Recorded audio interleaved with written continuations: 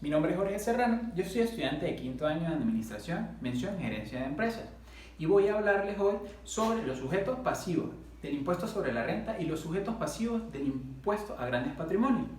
Para empezar tenemos que saber qué es cada impuesto. El impuesto sobre la renta es aquel que nos mide todo el enriquecimiento neto que tuvimos en el año fiscal o en un periodo determinado. Y el impuesto a grandes patrimonios, por su lado, es aquel impuesto que nos deriva del patrimonio que tengamos en un tiempo determinado. Entonces, ¿qué es un sujeto pasivo? El sujeto pasivo se define como la persona a la cual se le aplica el impuesto y tiene que responder por él. Para que quede un poco más claro, vamos a ver quién es el sujeto pasivo del impuesto sobre la renta. El sujeto pasivo del impuesto sobre la renta son todas aquellas personas naturales o jurídicas domiciliadas o residentes en el país en el cual tengan una actividad que genere renta dentro y fuera del país. También están las personas naturales o jurídicas no residentes en el país, pero que tienen una base fija en el país. O también aquellas personas extranjeras, pero que tengan alguna actividad o enriquecimiento dentro del territorio nacional. En esos aspectos hablaríamos del sujeto pasivo para el impuesto sobre la renta. Cualquier persona que tenga un enriquecimiento, ¿verdad? Está sujeta a este impuesto. Por el contrario, el impuesto a grandes patrimonios solo están sujetas las personas naturales o jurídicas que tengan patrimonios superiores a 150 millones de unidades tributarias. Para las personas que no son Venezuela, la unidad tributaria es una medida de valor en el ámbito tributario que lo que ayuda es a equiparar o a equilibrar el tributo frente a la inflación. Pero bueno, entonces, para seguir con el tema, decimos que una persona es sujeta a impuesto a grandes patrimonios cuando tiene patrimonios superiores a 150 millones de unidades tributarias. Es catalogada por el ente tributario, que en este país es el CENIA, como agente especial o contribuyente especial.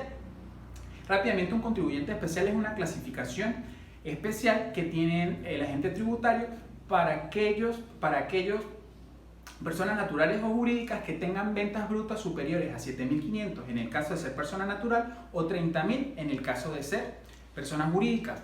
El CENIA, al ver esas ventas, los catalogan y los llevan a una clasificación especial. Esta clasificación lo que hace es que los vuelve agentes de retención de IVA, los incluye en dos impuestos que son el impuesto a grandes transacciones financieras y el impuesto que estamos hablando, que es el impuesto a grandes patrimonios.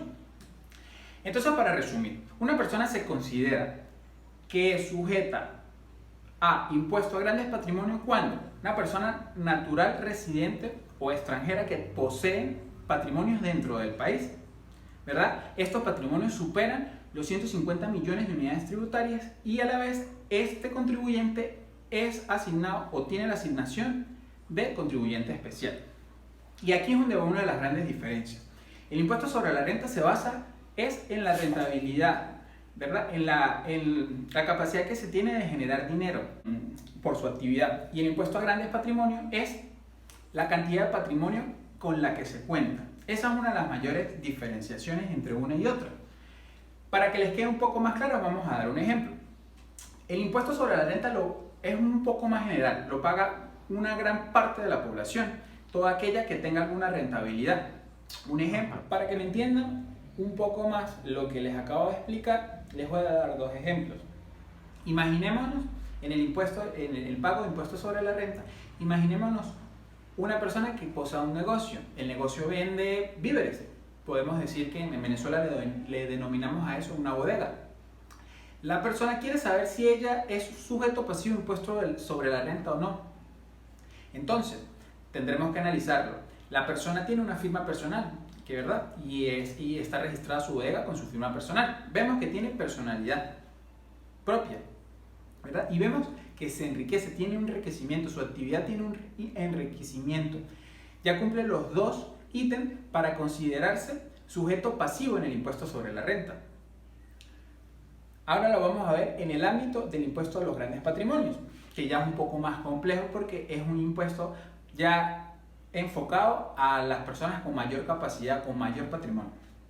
La persona de impuesto sobre la renta, la bodeguita, pagó su impuesto sobre la renta. Pero supongamos que esa misma persona ha sido asimilada por el CENIA como un contribuyente especial, que ya antes habíamos explicado qué era. El CENIA al dueño de la bodega lo absorbió como contribuyente especial. Entonces, tendríamos que es una persona natural que es asimilada como contribuyente especial y que él, en el momento de hacer su planilla y su reporte de patrimonio, la suma de su patrimonio, suma más de 250 millones de unidades tributarias. En este caso, esta misma persona, ¿verdad?, el dueño de la bodega, pagaría impuestos sobre la renta, pero también está asignado a pagar impuesto a gran patrimonio.